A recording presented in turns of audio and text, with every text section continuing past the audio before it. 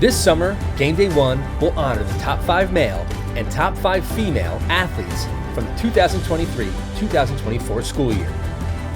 In partnership with Veolia, we present the GameDay One Elite.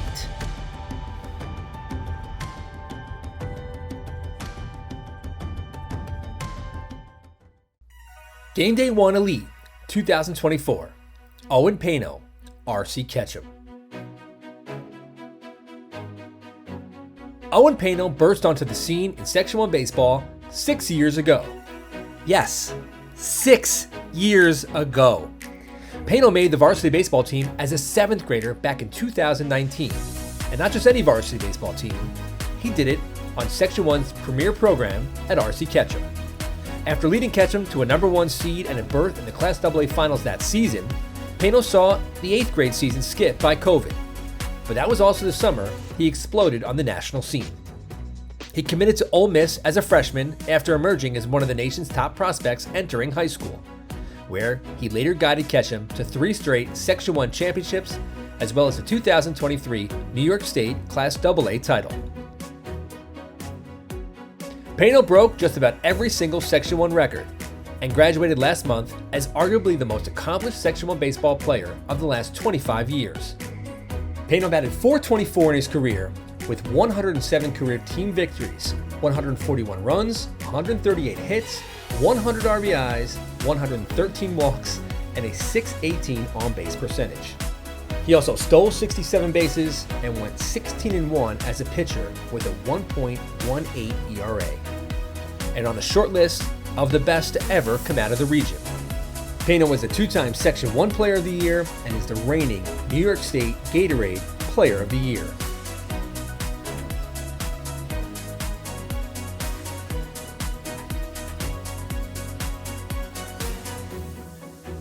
And we are joined now by the man on the baseball scene, and that is Owen Paino from RC Ketcham. As you see now, he's wearing an Ole Miss shirt. He is now off to college as well. Another one of these players that has graduated and quickly made their way down south. I don't blame them.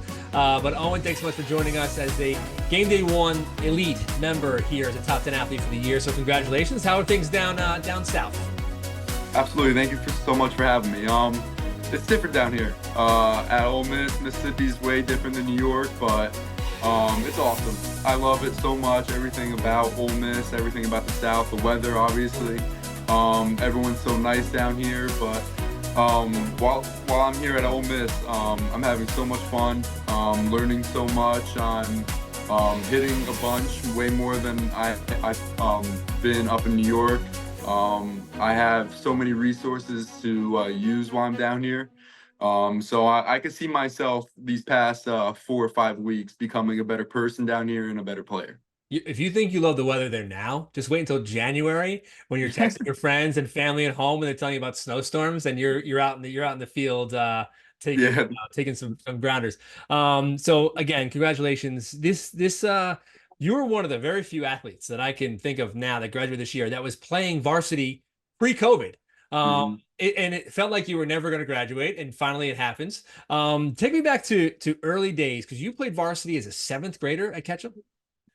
Yeah, it was definitely nerve-wracking coming in, a 13-year-old playing with 17, 18-year-olds. And I had my humbling moments, definitely. I remember one story is I was throwing live in one of our back cages, and that's when I first started really developing a changeup. And I hit one of our seniors, Anthony Vos, in the head.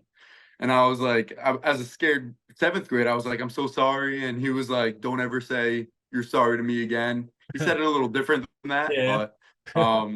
but it was awesome. It was definitely a learning moment for me on what competition was like with older people, not just kids my age. And I learned really, there was a really good group of seniors that year with Bryce Mordecki, Ryan Kirby, all of them. But they really showed me what being a true leader is like.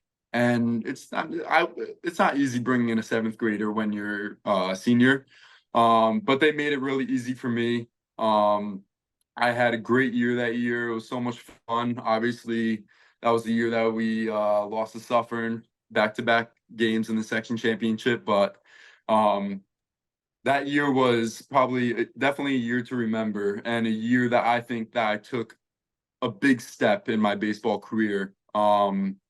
Mostly because of the seniors, but also because of the level that I was playing at such a young age.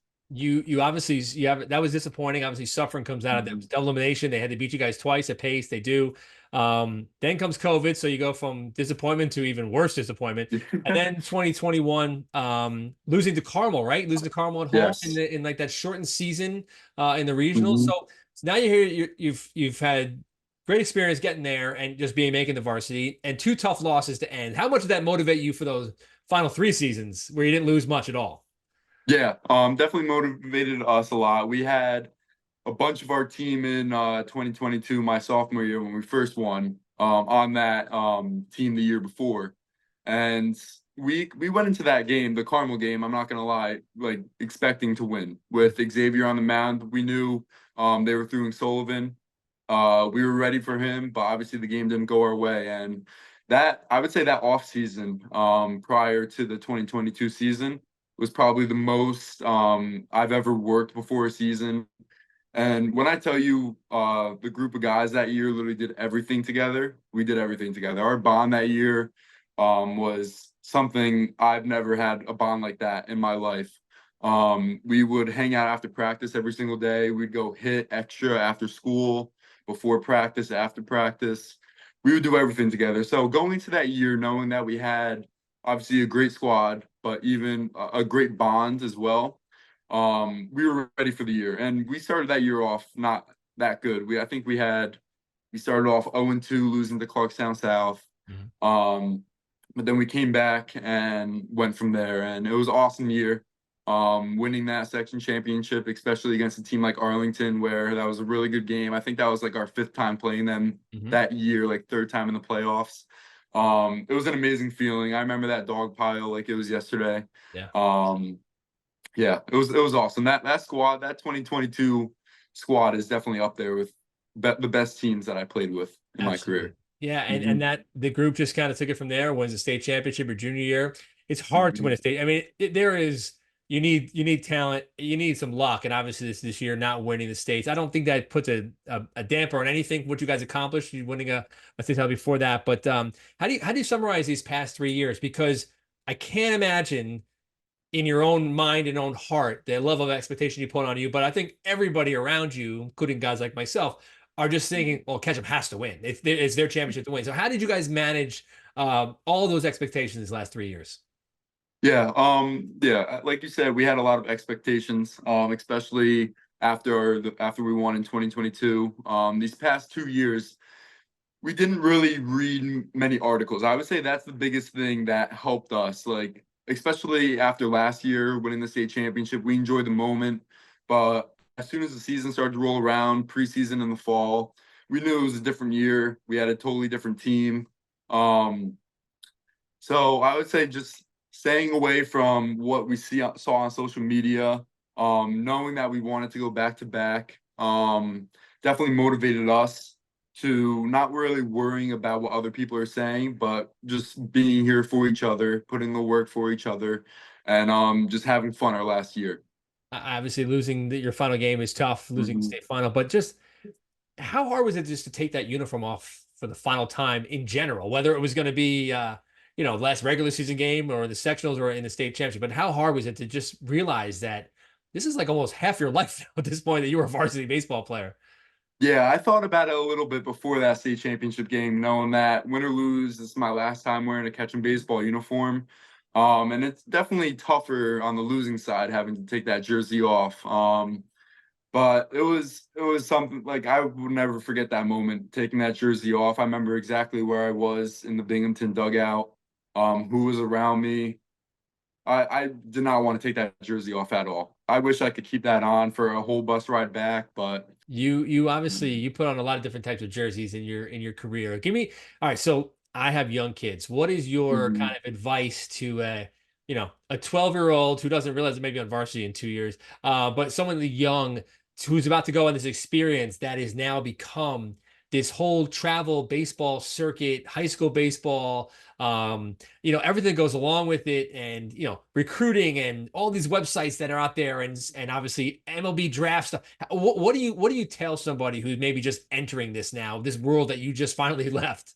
hmm As cliche as it is, the biggest thing that I always tell people is just have fun. The game of baseball is really hard. You fail more times than you succeed.